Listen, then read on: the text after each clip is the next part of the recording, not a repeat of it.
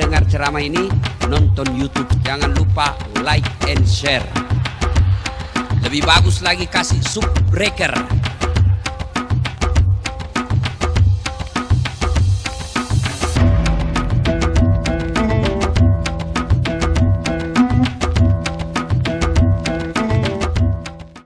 Taqullaha haqqa tuqatih wa la tamutunna illa wa antum muslimun. Wahai orang-orang yang beriman, bertakwalah kalian kepada Allah dengan sebenar-benarnya takwa, dan janganlah kalian mati kecuali dalam keadaan beragama Islam.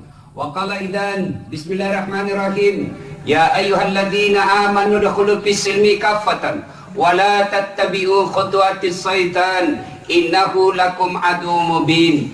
Wa qala idzan bismillahirrahmanirrahim, innallaha wa malaikatahu yusalluna 'alan nabi ya ayyuhalladzina amanu sallu 'alaihi wa sallimu taslima.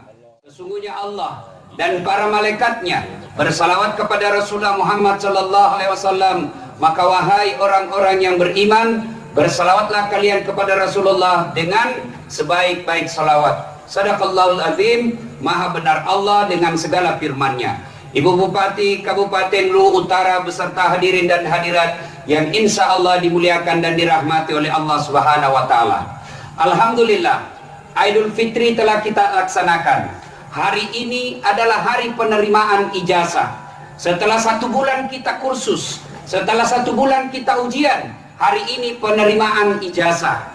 Layaknya seperti ujian di sekolah. Penerimaan ijazah itu ada yang lulus dengan sangat memuaskan, ada juga yang lulus B, ada yang lulus C, bahkan ada yang lulus ditunda 2 bulan yang akan datang, dan tidak sedikit juga yang tidak lulus.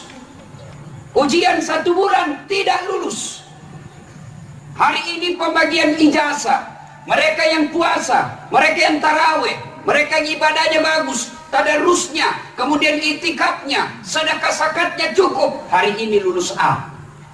Pembagian ijazah hari ini. Tapi ada juga datang terima ijazah padahal tidak ada ijazahnya.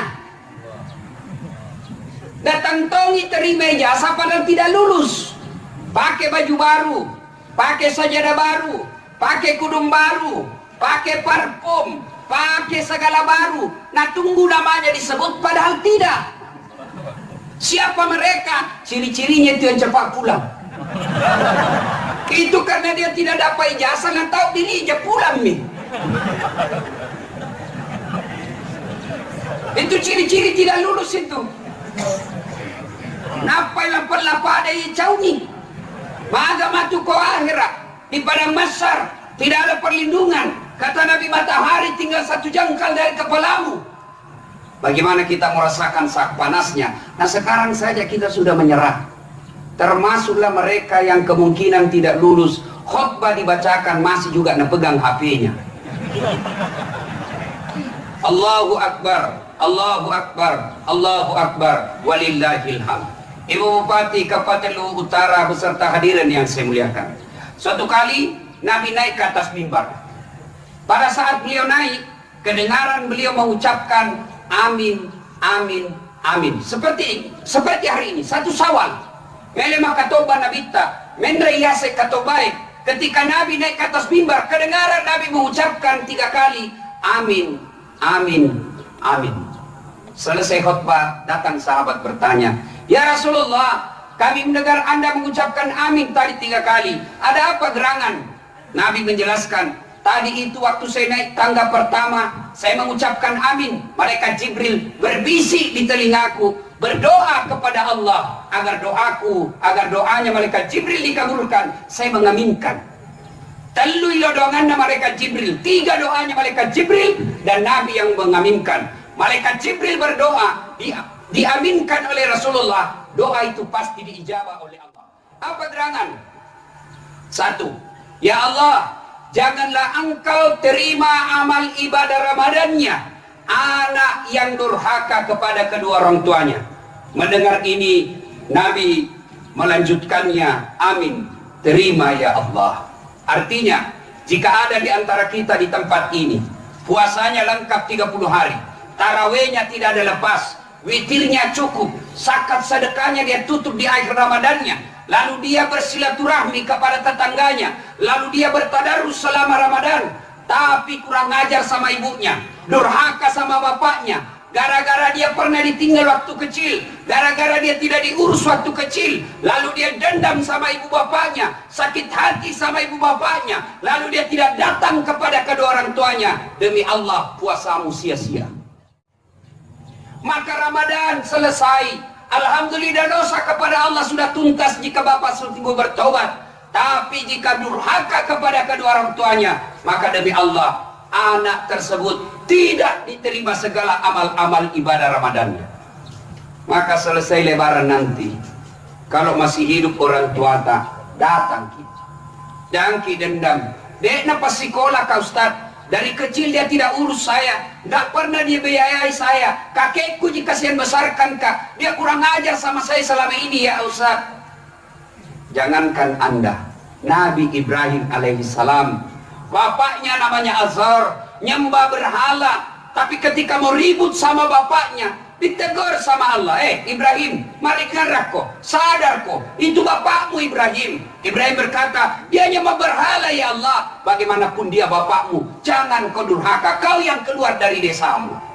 Allahu Akbar, Allahu Akbar. Adik-adik sekalian yang masih hidup orang tuamu, pulang nanti, jabat tangan, cium tangannya, kalau perlu berlutut kau di depan orang tuamu, cium kakinya. Tapi sayang, seribu sayang anak muda, coba lihat nanti. Nah buka songkoknya, nah buka gamisnya, ambil motor. Pergi mana? Pergi sungai. Ada dosamu di sungai dong. Kau datang sama orang tuamu, cium tangannya, cium kakinya. Ibu-ibu datang sama ibu bapaknya, minta maaf sama orang tuanya, bawakan makanan kesenangannya. Biasakan jadi tradisi kita ada waktu kecil, tidak bisa kita sentuh itu makanan sebelum orang tua kita makan. Masih ingat saya waktu kecil, meskipun kita capek pulang sekolah, lapar di siang hari, mau makan, apa kata ibu tae? Aja yang lu mandrina, dek pada mandri bumu, madosa kok, so dosa kau kalau sisa kau kasih orang tuamu. Nah sekarang anak-anak di rumah, belum pulang bapaknya dari kantor, dia lebih dulu pulang sekolah. Nah cembuk mana nih pak, tulang-tulangnya saja kesimpangan bapaknya. Pantas setengah mati kok kuliah, setengah mati kok cari kerja, S2 sampai kau tinggi titelmu, susah kau cari kerja. Kenapa? Kau durhaka kepada kedua orang tuamu. Ridallah fi ridal walidain, suktillah fi suktil walidain. Saudaraku, bapak ibu, saudara-saudara sekalian, berapa banyak orang yang ingin beraidil fitri, berapa banyak manusia yang ingin mencium tangan bapaknya. Saya termasuk salah satu di antaranya. Rasanya ingin sekali saya ingin berlutut di depan orang tua saya, mencium tangan ibu bapak saya, membasuh kaki bapak saya. Tapi Allah takdirkan bapak saya sudah jadi arwah. Kenapa kita yang masih hidup orang tua kenapa kita yang masih ada orang tua kita di tengah-tengah kita tidak muliakan? Sayangnya, sayang, seribu sayang, kita hormat sama bupati, kita hormat sama kepala dinasta, tapi kita kurang ajar sama orang tua. Bagaimana Allah meridai dan menerima amal ibadah? Maka para pegawai ASN sebelum datang ke rumahnya Pak Bupati, sebelum pergi cari muka ke rumahnya kepala dinasmu, orang tuamu dulu kau datangi. Pilih langsung, nah lupa orang tuanya, langsung dipi kepala dinasnya, nah cium tangannya, baru-baru sangit tanda tangan korupsi itu. Bagaimana hidupmu mau berkah? Maka lebih sama tuamu. Allahu Akbar, Allahu Akbar, Allahu Akbar, walillahil hamd. Satu kali Nabi lagi tawaf keliling Ka'bah. Di depan Nabi ada anak muda, terkelupas pundaknya, merah seperti sudah disiram air panas. Nabi penasaran, dia ikuti terus anak muda itu tawaf. Selesai tawaf, datanglah Nabi kepada anak muda ini. Wahai anak muda, kenapa itu belakangmu nak? Ya Rasulullah, saya ini orang Madinah. Baru saja ibuku meninggal, kasihan sakit. Sebelum ibuku meninggal, beliau ingin sekali menunaikan ibadah haji. Saya orang miskin, tidak ada ontaku, tidak ada budak yang bisa saya bayar yang untuk memikul ibuku pergi dari Madinah ke Mekah.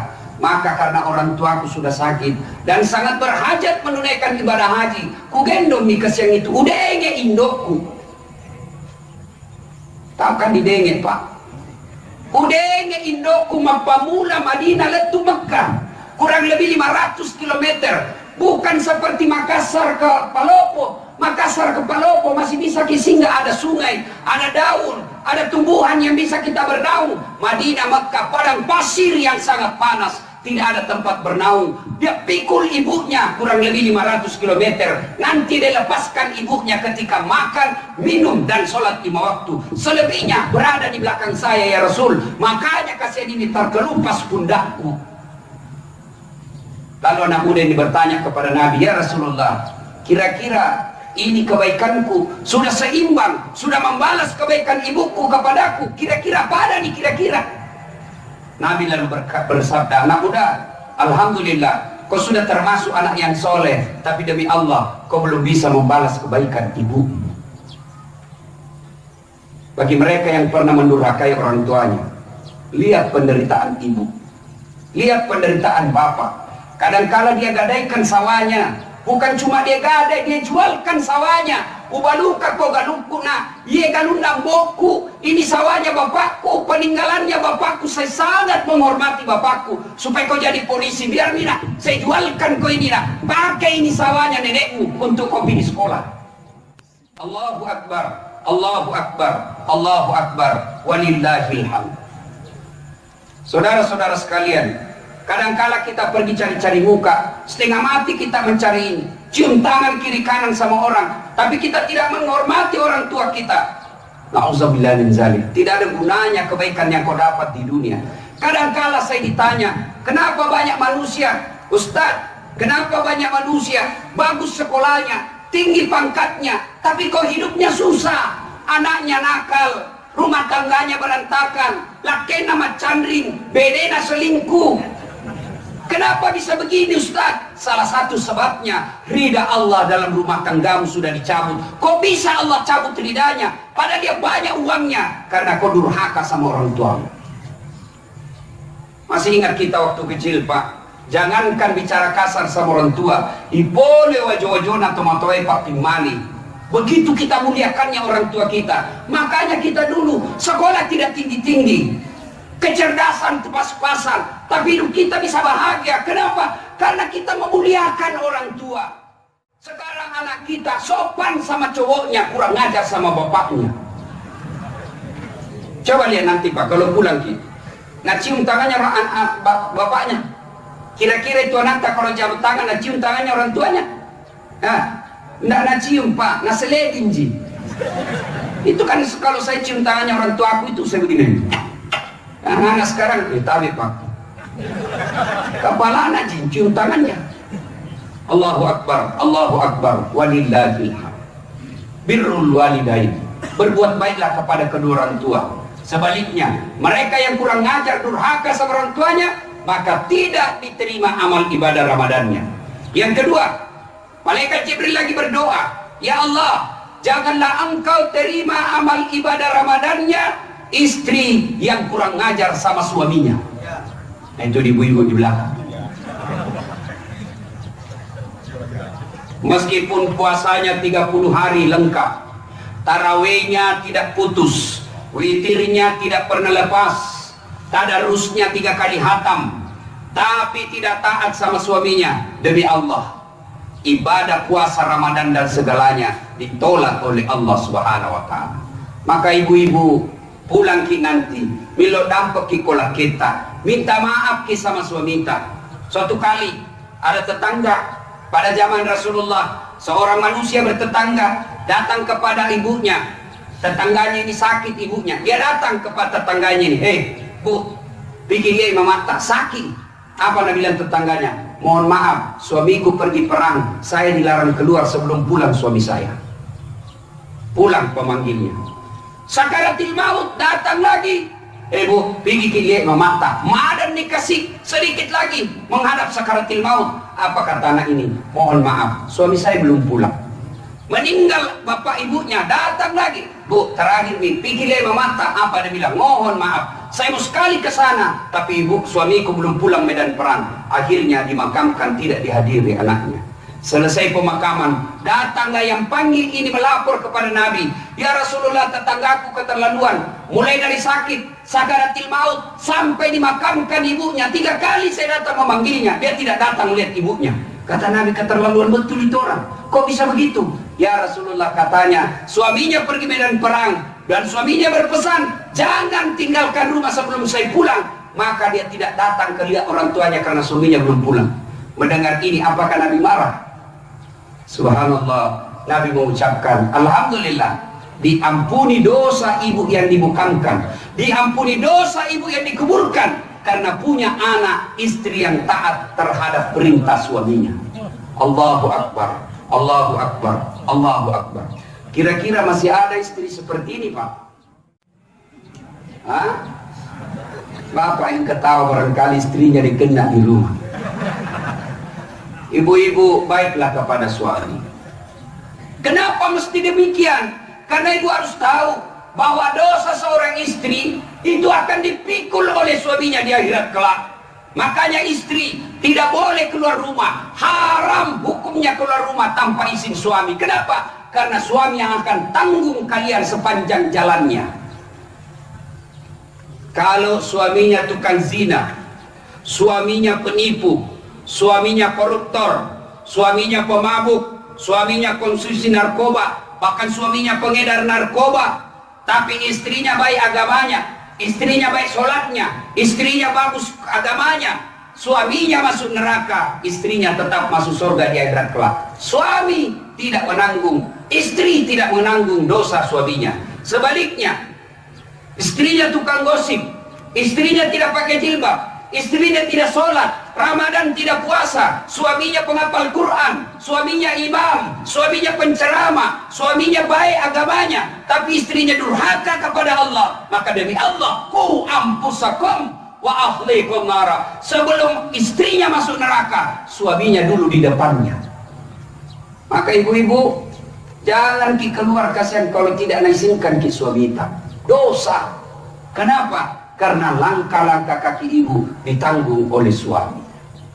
Allahu Akbar, Allahu Akbar, Allahu Akbar. Ibu-ibu mau tidak dirindukan oleh surga? Kira-kira kalau saya tanya ibu-ibu yang kepanasan di belakang, mau tidak dirindukan surga? Pasti jawabannya mau. Kata ibu saya, nak, ajak mona surga, nak purunu mo kayolo ambokmu senang, nak. Jangankan dirindukan surga, dirindukan saja bapakmu, nak, saya sudah senang. Apalagi kalau dirindukan surga. Bagaimana agar ibu dirindukan oleh surga? Syaratnya hanya 4 saja. Lebih susah syaratnya jadi caleg. 4 saja syaratnya. Apa itu kalau mau dirindukan oleh surga? Kata Nabi, 1, aqimis shalah, dirikan kau sholat.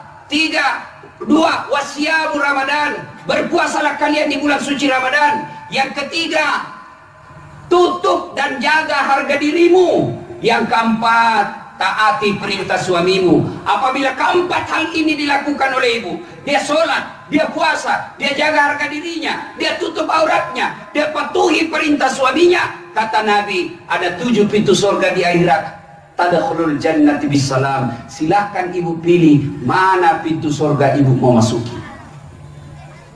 Tapi sayang, 1000 sayang, ibu-ibu sekarang suaminya dijadikan tahanan kota. Baru 1 jam kedua menelpon itu, di mana kok Pak? Di mana kok? Ada jadi kantor. Cepat kok pulang. Ya kok bisu kok. Dan bila suaminya ada, dia kerja di kantor ini, bilang foto beda baru kirim. Bagaimana suamimu mau tenang di rumah? Pulang lagi menenak-nenak bawa jamana. Di kantor kita dimarah-marahi sama pimpinan, di jalan macet, sampai di rumah dimarah-marahi lagi sama istri. Bagaimana hidupnya suami mau tenang? Maka istri yang baik, pergi suamimu, doakan agar dia terhindar dari dosa. Pergi suamimu, kau tinggal sholat duha di belakang rumahmu.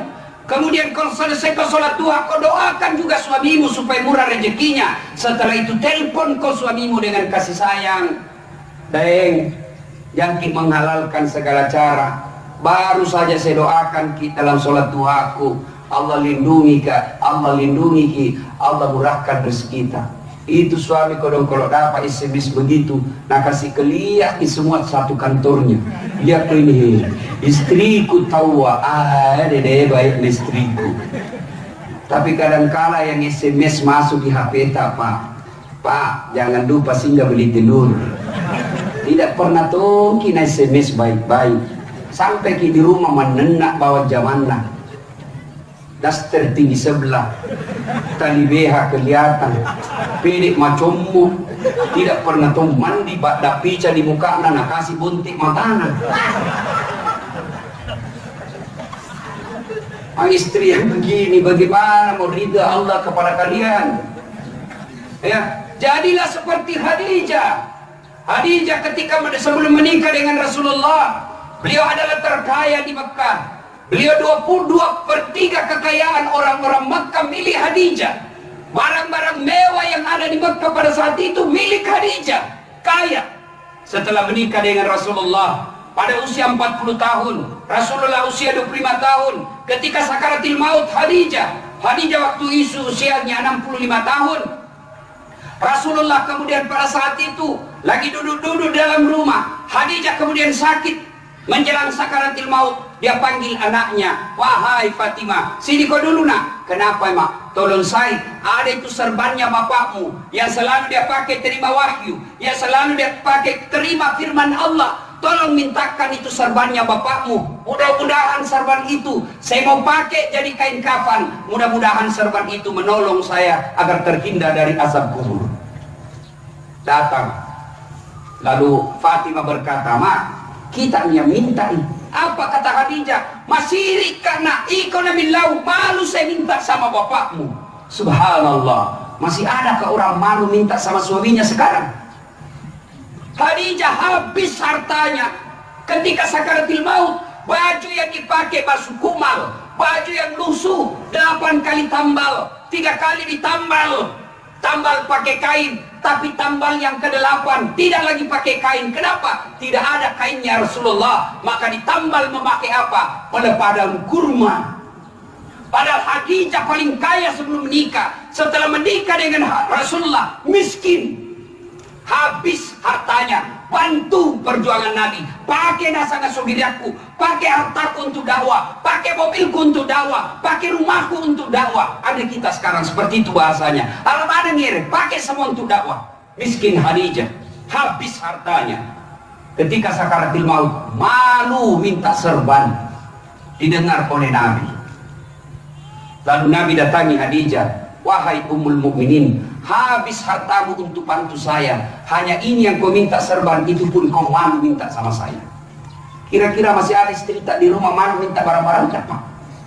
Jangan karena minta nak curi, disimpan baik-baik uang di dompet, dingin ada apa semua.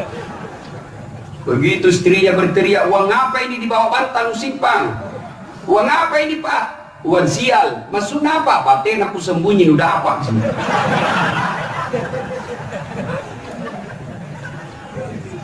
Datanglah Khadijah minta kepada suaminya. Lalu Nabi berkata, wahai istriku tersayang, hanya ini yang engkau minta dan kau malu kepadaku. Kata Khadijah, habis hartaku, ya Muhammad, saya bersedih. Bagaimana nanti ketika saya sudah wafat? Bagaimana nanti ketika saya sudah tidak ada di tengah-tengahmu? Lalu orang mengganggumu, siapa lagi yang dilihat mereka? Mereka tidak mengganggumu selama ini karena ada saya, bangsawan Mekah yang sangat disegani di Mekah. Nanti kalau meninggal makodong, siapa yang lindungi kau? Apa yang kau pakai? Lalu Khadijah berkata, ya Muhammad, besok-besok kalau saya sudah wafat dan engkau butuh dengan uang, jual tulangku kalau ada yang mau beli. Jual saya pula tulang, jual kau itu tulang-tulangku, kau pakai untuk dakwamu. Inilah Khadijah. Mudah-mudahan selesai Ramadan istri tak di rumah seperti itu. Jangki lagi berkata ibu, wita topi na wita. Allahu Akbar, Allahu Akbar, Allahu Akbar. Yang ketiga yang didoakan oleh malaikat, ya Allah, janganlah engkau terima amal ibadah Ramadannya Muslim yang tidak mau memaafkan sesamanya muslim. Alhamdulillah, dosa kepada Allah sama Ramadan Pak habis. Dosa kepada Allah selama kita baik puasa tak habis. Bahkan dalam hadis Rasulullah sallallahu alaihi wasallam menjelaskan, "Man shoma Ramadana imanan wa ihtisaban, ghufira lahu ma taqaddama min dzambihi." Siapa yang berpuasa di bulan suci Ramadan, puasa saja. Dengan puasa Allah ampuni dosanya yang telah lalu dan yang akan datang. Itu baru puasa, belum tarawih, belum witir, belum tadarus, belum tahajud, belum itikaf. Baru puasa Nabi sudah memberikan informasi, diampuni dosamu yang telah lalu maupun yang akan datang. Maka itulah sebabnya tanggal 1 Syawal kita hadiri hari raya dengan Aidil Fitri. Apa itu Aidil Fitri? Kembali menjadi suci. Dosa kita habis, tapi dengan catatan dosa yang bagaimana? Dosa kepada Allah. Sementara dosa kepada tetangga, dosa kepada teman kerja, dosa kepada yang teman kerja kita belum diampuni sebelum meminta maaf sampai bersangkutan. Maka selesai kelebaran ini, jangan lagi bilang, nah saya cocok, saya kakak, saya kaya, masa saya minta maaf? Ketika ada dalam hati kita begitu, berarti Bapak masih bercokol di hatinya. Setan. Jangan lagi bilang, saya yang cocok, saya yang kakak, saya bos, saya kepala dinas, saya bupati, saya puang, saya opu. Setan itu kalau Bapak bicara begitu. Maka datang minta maaf. Saya sudah minta maaf Ustaz, dia tidak maafkan saya. Bukan urusan tak, yang penting kita minta maaf. Cuma caranya kalau minta maaf bukan melalui WhatsApp. Sekarang saya WhatsAppku baku tumpuk-tumpuk mami, tidak bisa dibaca. Gambar, ada tomik video, nah kasih ikut juga istrinya, macam-macam. Bukan itu dalam Islam. Dalam Islam kalau kau mau minta maaf, datangi orang. Datang. Caranya kalau minta maaf, satu, jabat tangannya. Jabat tangan kok. Bagaimana kalau perempuan? Kalau Imam Syafi'i tidak boleh. Imam Ahmad selama kau tidak nafsu silakan. Maka bapak-bapak saya anjurkan, kalau sama gadis jangan menjabat tangan Pak. Saya kalau sama mahasiswiku yang cantik-cantik saya tidak mau. Saya begini saja. Kenapa? Masa Ustadz nafsu sama mahasiswi? Saya manusia biasa. Jabat tangan. Kalau ibu-ibu ya saya jabat tangan. Tidak mungkin lah saya nafsu sama ibu-ibu. Tidak tahu kalau dia nafsu sama saya. Jabat tangannya. 2, pandang matanya. Ada biasa orang jabat tangan dan lihat Pak. Jabat tangan sambil cerita. Itu bukan begitu, tidak memuliakan. Jabat tangannya, pandang matanya, tidak senyum, caberu kok. Yang keempat, salawat kepada Nabi. Allahumma salli ala Sayyidina Muhammad wa ala ali Sayyidina Muhammad. Dan yang kelima yang paling penting, sebut judulnya dosamu. Mohon maaf Pak. Kenapa? Dulu kita suruh Kak bikin baleho 10, 2 jiku bikin. Langsung dia bilang, pantas di beta. Ternyata kau biang keronya. Baiklah saya maafkan kau, kasih kembali uangku yang 8. Itu baru cocok Pak. Selama Bapak tidak sebut, nggak bakal itu diampuni dosanya. Bapak-bapak juga nanti minta maaf sama istrinya, sebut memang nih. Ibu-ibu kalau mau dampang kita bilang memang maki apa itu judulnya Pak. Kok tiba-tiba aku minta maaf. Nah bila jama kok nanti majalah apa lagi. Bapak pikir jalur ini tak aja, rahasiakan saja. Kalau mudaratnya lebih besar. Tapi kalau berkaitan dengan barang, Bapak pernah mengambil kantor bupati kursi, Bapak pernah mengambil kertas 2 dim di kantor, kasih kembali, barulah sah permohonan maafnya. Maka hari ini mari kita memaafkan. Persatuan harus kita utamakan. Selesai ini pilpres, tidak ada lagi 01, 02. Yang ada sekarang 01 tambah 02 menjadi 03, persatuan Indonesia. Suatu kali Rasulullah menjelaskan, "Atadruna manil muflis?" Saudara-saudara sekalian, tahu enggak kau siapa yang bangkrut nanti di akhirat? Yang tidak puasa ya Rasul. Nabi bilang dia puasa. Yang tidak sholat ya Rasul, dia sholat. Yang tidak bayar zakat ya Rasul, dia bayar zakat bahkan sedekah. Yang tidak haji padahal mampu, dia sudah haji. Kalau begitu siapa ya Rasul? Nabi menjelaskan, jarusu wa khati'ur rakim, tetangga yang jahat sama tetangganya dan yang memutuskan persaudaraan. Kenapa ini? Sahabat bertanya, kok bisa bangkrut? Dia sholat, dia puasa, dia berzakat, dia haji, kok bisa bangkrut ya Rasul? Nabi menjelaskan, betul, hubungannya kepada Allah baik, tapi hubungannya kepada tetangganya hancur. Ketika datang tetangganya nanti di akhirat, dia setor pahalanya, ini orang yang baik agamanya kepada Allah. Ya Allah, ini sholatku. Datang tetangganya, tunggu dulu, pernahkah bertetangga di Masamba? Nah, serobot tanahku 1 meter, sehingga saya tidak punya got. Setiap hujan pasti banjir di rumahku gara-gara itu. Saya minta keadilan ya Allah. Allah berfirman, ya sudah, ambil sholatnya 30 tahun. Habis sholatnya 30 tahun. Dia setor lagi puasanya. Ya Allah, ini puasa aku 30 tahun. Datang lagi tetangganya, tunggu dulu. Pernah tong itu pelihara ayam. Oh, bateku nasi setu ayamnya. Nggak pernah nak urus ayamnya. Ada tong itu pohon mangganya, selalu masuk di tetangga. Itu sampah-sampahnya nak kasih kotor rumahku. Tidak pernah nak kasih buahnya. Saya minta keadilan. Allah bilang, ya sudah, ambil itu puasanya 30 tahun.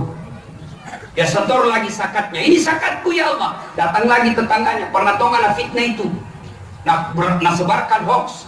Sama-sama caleg. Gara-gara fitnahnya saya tidak dipilih. Saya minta keadilan. Allah berfirman, ambil hajinya. Habis amalnya, masih ada yang datang. Ya Allah, saya juga pernah difitnah. Katanya anakku yang lurus rambutnya bukan anaknya suamiku, karena suamiku keriting rambutnya. Gara-gara fitnahnya saya tinggalkan itu kampung. Nah, tuduhkan juga itu mobilku, mobil korupsi. Nah, bilang bagaimana kau bisa beli mobil? Nah, kau pegawai honor di kapal pemerintah. Bagaimana caranya? Dia tidak tahu memang saya pegawai honor, tapi ada yang pangku kujual di kampung 2 hektar saya bisa beli mobil. Gara-gara fitnahnya, saya tidak diangkat-angkat jadi pegawai, tetap tidak pegawai. Sebelum pegawai namanya PTT, pegawai tidak tetap, kemudian tetap tidak pegawai. Lalu Allah berfirman, ini orang banyak amalnya. Dia bilang, tekoni caranya Tuhan, bagaimana lagi caranya Tuhan? Nah, habis amalku. Allah berfirman, supaya adil, ambil dosanya itu orang yang pernah kau sakiti. Habis puasanya, habis sholatnya, habis zakatnya, habis hajinya, masih datang orang bawa dosa. Datang lagi orang bawa dosa. Datang lagi orang bawa dosa. Ini yang disebut bangkrut. Habis amal-amalnya, sementara dosanya orang masuk. Maka sebelum itu terjadi, hari raya ini datang kita. Saya malu ke rumahnya Ustaz, tunggui di masjid. Kalau kita tahu dia rajin berjamaah, duduk di sampingnya. Assalamualaikum warahmatullahi wabarakatuh. Assalamualaikum. Begitu dia salam ke kiri, kita agak ke kanan senyum. Nggak mungkin langsung dorong mukamu. Selama hari raya, mohon maaf saya hilang. Coba. Saya sudah minta maaf Ustaz, dia tidak maafkan saya. Maka selesai kau minta maaf, berdoa kau kepada Allah. Ya Allah, saya sudah lakukan kewajibanku, saya sudah laksanakan perintahmu, saya sudah minta maaf kepada dia, dia tidak maafkan saya. Allah, wakili saya di padang mahsyar kelak, wakili saya menghadapi dia di hari pengadilan kelak. Maka lepas kewajiban kita. Maka nanti ketika dia dipanggil, dah saat sini kok, berapa kali kau tidak sholat, berapa kali kau puasa, tidak puasa, berapa kali kau nipu, berapa kali kau maksiat, kau ampuni dosamu. Kenapa itu tetanggamu yang satu saja dosanya kau tidak maafkan 30 tahun? Maka Bapak Ibu Saudara-saudara sekalian, selesai Idul Fitri ini, siap dampangan kita. Lupakan itu pemilu, selesai. Yang mau jadi presiden biar Tommy dia presiden. Dia nipu kita udah Pak Tong itu. Kalau kau menang karena kau tipu rakyat, kau dapat juga. Tidak mungkin Allah biarkan penipu. Nggak mungkin. Begitu keyakinan kita orang beriman. Sudah, ya makin bertengkar lagi. Lebih baik kita akur kembali. Wa'tasimu bihablillahi jami'an wa la tafarraqu. Berpegang teguhlah engkau kepada tali persaudaraan agama Allah, dan janganlah engkau bercerai-berai. Allahu Akbar, Allahu Akbar, Allahu Akbar, walillahil hamd. Anak yang durhaka kepada orang tuanya, istri yang durhaka kepada suaminya. Ada yang tanya, Ustaz, itu tadi yang kedua, istri yang durhaka kepada suami. Bagaimana yang suami durhaka sama istri? Tidak ada dalam hadis. Kita tahu yang cari. Tapi maknanya begitu juga sebenarnya. Suami yang kurang ajar sama istrinya, mendurhakai istrinya, mengkhianati istrinya, demi Allah juga tidak akan diterima amal ibadah Ramadannya. maka minta maaflah kepada istri, Pak. Tidak ada orang yang menyayangi kita seperti sayangnya istri kepada kita. Dia tinggalkan kampungnya dari Pindrang, dia tinggalkan kampungnya dari Jawa. Untuk apa? Ikut cari nafkah karena taat sama suaminya di Masamba. Ternyata setelah sampai di Masamba, bapak hianati istri. Bagaimana Allah mau terima amal kebaikanmu? Dan yang ketiga, orang yang tidak mau memaafkan sesamanya muslim, didoakan oleh malaikat Jibril, tidak diterima amal ibadahnya dan diaminkan oleh Rasulullah Muhammad SAW. Momentum Idul Fitri ini, mari kita saling memaafkan, lupakan kesalahan orang supaya Allah pun memaafkan kita di akhirat kelak. Demikian, mudah-mudahan ada manfaat.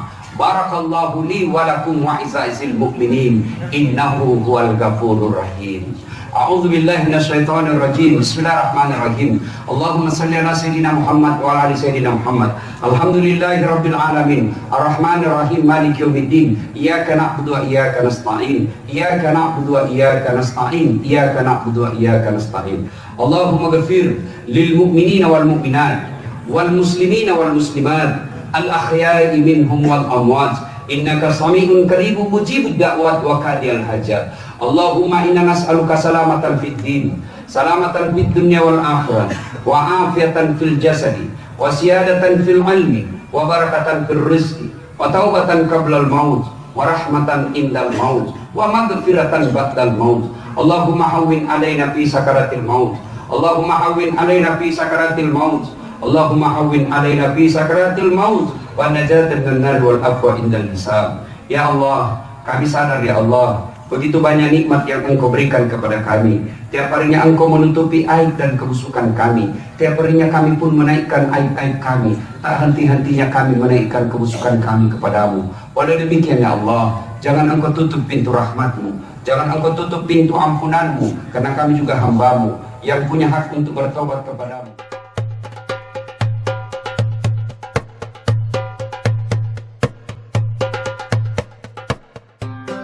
Jangan lupa like and share. Lebih bagus lagi kasih subbreaker